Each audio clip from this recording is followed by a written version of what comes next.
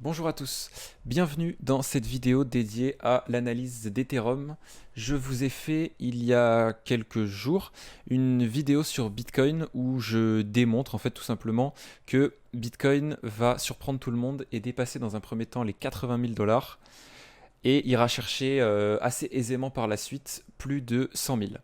Vous vous en doutez bien, Ethereum va suivre Bitcoin dans son élan et je vais vous expliquer plus précisément ce qu'il va faire et pourquoi il va suivre et notamment quel potentiel il y a sur Ethereum et quel gros coup éventuellement il y aurait à jouer. Avant de rentrer dans les détails techniques, je tiens à préciser que cette vidéo n'est pas un conseil en investissement, mais je vais simplement y détailler ce que moi je vois et ce que moi je fais. Si vous voulez suivre, c'est de votre plein gré, je n'engage personne à faire quoi que ce soit. Allez, c'est parti, première chose. Bon, il faut pas être un génie, juste je vous mets un autre graphique, ça sera sûrement plus lisible pour vous. Faut pas être un génie, il y a une énorme différence entre Bitcoin et Ethereum qui est qu'Ethereum a énormément de retard. En fait, si on réfléchit 2 minutes, Ethereum est l'équivalent d'un Bitcoin à environ des 35 000 dollars. Tout simplement parce que on n'a pas encore tapé l'ATH sur Ethereum. Et l'ATH, il est à peu près à x2, donc 2400 x2, 5000. Si on compare à Bitcoin, l'ATH Bitcoin 70 000, on divise par 2, 35 000, d'où le chiffre que je vous sors juste ici. Mais ceci n'a rien d'inquiétant et il s'explique par ce qu'on appelle la rotation des liquidités. Ça repose sur un concept très simple et qui est même logique. Les gens, et surtout les gros investisseurs, achètent en premier ce qui est le plus safe. Qu'est-ce qui est le plus safe? Bitcoin, évidemment. L'or numérique, il n'y a pas de PDG, quoi, donc le projet ne peut pas couler parce que le PDG prend un procès, etc. Enfin bref, Bitcoin, évidemment, le plus sécurisé. Ensuite vient Ethereum, puisque il est capitalisé enfin il est deuxième en termes de capitalisation. Et il est d'autant plus safe maintenant, puisqu'il est disponible sous forme d'ETF. J'explique rapidement ce que c'est un ETF s'il y a des débutants parmi nous. Un ETF, c'est simplement un indice qui permet de répliquer la valeur d'un actif. Donc la différence, c'est que vous auriez pu acheter de l'Ethereum sur la blockchain ou sur Binance ou sur n'importe quel exchange que vous voulez. Mais l'ETF fait que maintenant, c'est comme s'il était rentré en bourse. Ce qui fait que s'il y a des... Bon, je vais vulgariser vachement, mais s'il y avait des vieux très riches qui connaissaient rien à la crypto et qui voulaient pas créer de compte, machin, maintenant, leur fonds d'investissement peut leur dire, voilà, si tu veux diversifier, tu peux acheter facile, c'est nous qui nous en occupons. Bref, tout ça pour dire que dans un premier temps, les gens achètent ce qui leur paraît le plus être un investissement, soit Bitcoin. Ensuite, là où ils ont le plus confiance, c'est dans Ethereum. Donc ensuite vient Ethereum. Et en dernier, les alts. Les alts, pour qu'ils soient achetés en masse, il faut qu'il y ait vraiment une sorte de confiance aveugle du marché crypto. Et c'est pour ça qu'ils viennent toujours en dernier. Je vais vous montrer rapidement que cette histoire de cyclicité, que Ethereum est acheté après Bitcoin et... Oula, peut-être pas le bon graphique. Est une histoire...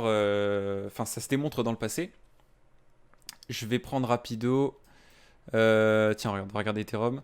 Là, le run le plus fort que Ethereum ait jamais connu. Donc supposons 7 bougies.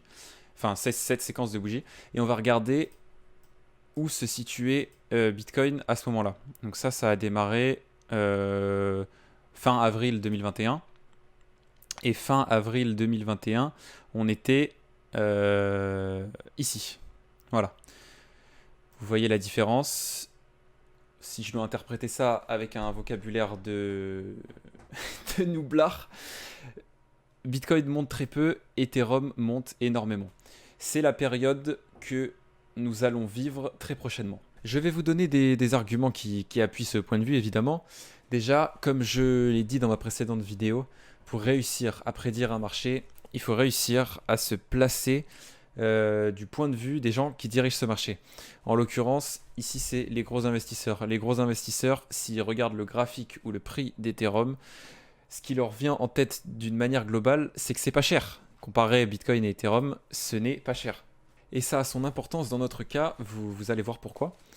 Tout simplement parce que tout juste hier, la Fed a annoncé un tournant dans sa politique de restriction monétaire.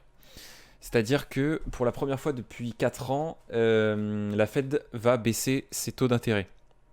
Ce qu'il faut savoir, c'est que historiquement, après une baisse des taux d'intérêt, d'ailleurs une baisse des taux d'intérêt suite à 4 ans de hausse témoigne d'une situation économique catastrophique. Cette situation économique catastrophique peut engendrer, et c'est ce qui se passe historiquement, un genre de récession, enfin un crash des marchés boursiers. Des marchés boursiers. Je précise marché boursier parce que le marché crypto n'est pas tout à fait un marché boursier. C'est-à-dire que un crash du marché boursier impacterait le marché crypto, mais il n'est pas directement corrélé. C'est-à-dire que si l'économie américaine est en PLS, ça va impacter les entreprises et donc les actions américaines, mais ce n'est pas le cas ni pour Bitcoin ni pour Ethereum. En revanche, la peur pendant cette période pourrait générer des ventes de masse, mais qui seraient pour moi extrêmement rapides. Donc, plaçons-nous du point de vue d'un gros investisseur qui veut se protéger d'une potentielle récession. Il va chercher un actif qui n'est ni corrélé au dollar, ni corrélé au marché boursier. Qu'est-ce qu'il va faire? Il va aller chercher du côté du marché crypto. Et il va s'intéresser à quoi? Eh bien, Ethereum. Ethereum qui est à un prix extrêmement faible par rapport à Bitcoin. En fait, tout est parfait sur Ethereum. La seule chose qui nous manquait, c'était de la confiance. Et cette news de baisse des taux de la Fed ramène cette confiance.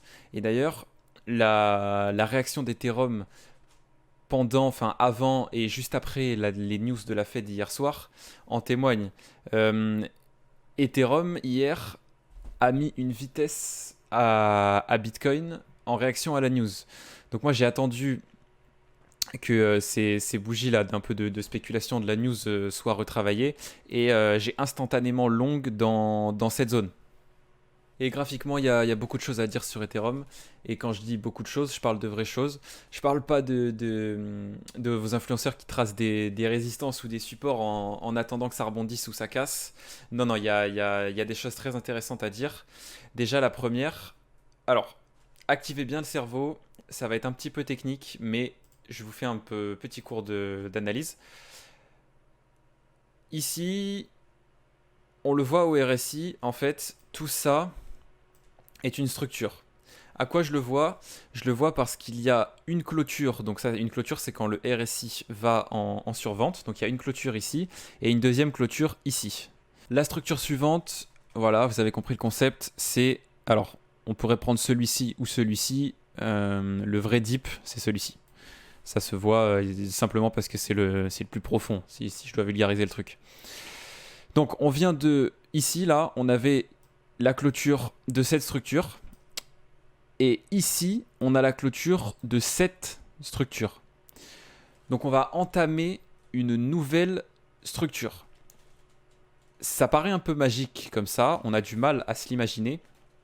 Mais regardez en monthly ce que ça donne. Là, en monthly, si vous n'avez pas l'habitude, vous voyez ce graphique et j'imagine que vous ne savez pas trop, vous avez du mal à imaginer si ça va faire ça, si ça va faire ça. Regardez. Je vais juste rajouter quelques bougies. Et vous allez voir que c'est complètement... Enfin, ça a de la gueule en fait. Si là, je vous dis que la suite du graphique, c'est ceci.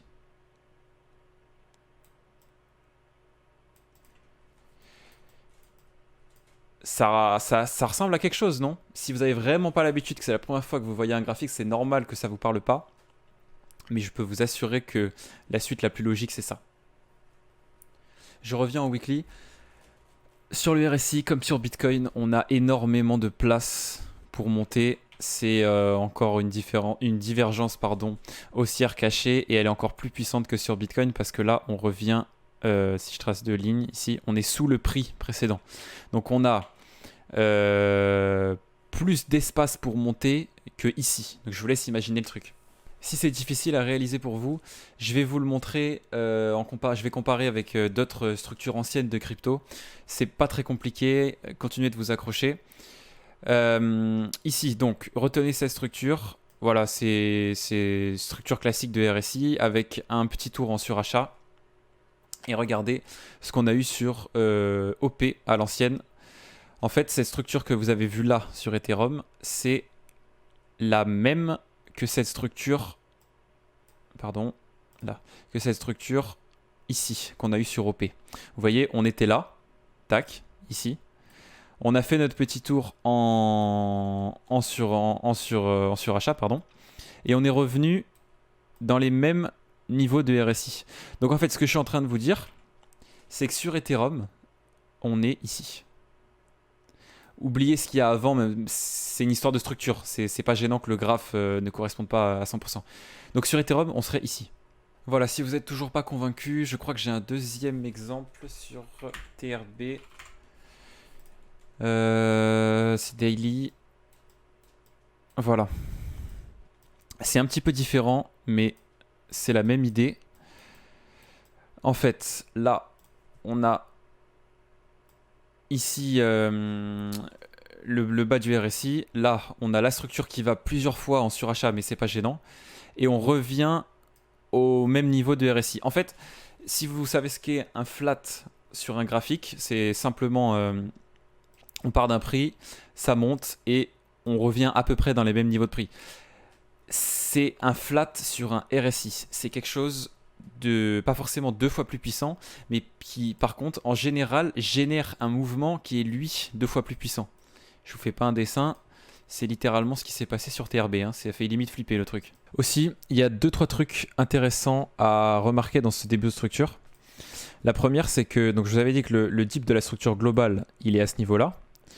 Et on constate en fait que le RSI ne retourne pas en survente, donc en dehors des pointillés.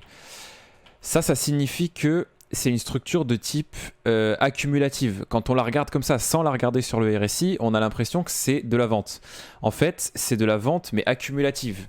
Et je ne vais pas vous faire un cours sur les différents types de structures, mais ça signifie que en fait, c'est comme si vous aviez le même flag qu'on a sur Bitcoin en fait actuellement. C'est comme si on avait un truc comme ça, vous voyez. Voilà. Et la deuxième chose à noter, c'est que cette mèche là qui s'est produite lors de cette forte vente, processus de liquidation, etc. On est venu la retravailler. Et c'est quelque chose d'extrêmement propre qui témoigne aussi qu'il n'y a plus aucune raison graphique à venir là-dessous. Là tout de suite, on remarque aussi que la structure est en train de casser à la hausse. On le voit juste ici. Donc, en fait, Ethereum avait énormément accumulé autour des 2800. On peut considérer qu'il a eu besoin de débloquer un nouveau prix. Ce nouveau prix, on voit au RSI que c'est le plus bas de la structure. Donc on va se taper pratiquement instantanément, au minimum, une cassure des 4000. Une cassure des 4000 net. Et on va aller chercher ensuite la TH. Donc on devrait peut-être avoir... Il y aura peut-être un stop là-dedans parce que c'est une zone d'intérêt. Donc quelque chose comme ça. Ensuite, toutes les SL et les liquidités là-haut. Et la TH, après je suis incapable de vous dire, ça relèverait de la magie s'il y aura ça entre-temps. S'il y aura ça entre-temps, je sais pas. Ce qui est certain, c'est qu'on va exploser cette zone et que l'ATH sautera aussi parce que les prix seront encore bien trop intéressant et que le marché crypto va tirer à la hausse. On arrive à la fin de cette vidéo et vous êtes peut-être en train de trouver certaines cohérences à ce que je suis en train de raconter, mais vous êtes quand même peut-être en train de vous dire pourquoi je l'écouterais lui plutôt que mes influenceurs préférés que j'ai l'habitude de regarder. Sachez que Ethereum est la crypto que j'ai le plus éclaté cette année. Je l'ai éclaté au point que... Mince, je l'ai longue... et tout est disponible sur Twitter hein, si vous voulez, aller vérifier ce que je dis. Je l'ai longue ici. Et TP ici, je crois. Ici parce que j'avais... Enfin, peu importe, c'est pas l'important. TP ici, et ensuite je les relongue ici. Et là, pour le coup, après autant d'accumulation, en fait, c'est évident qu'il va aller juste ici, mais c'était pas le bon timing. Donc j'ai pris une SL OPE juste là.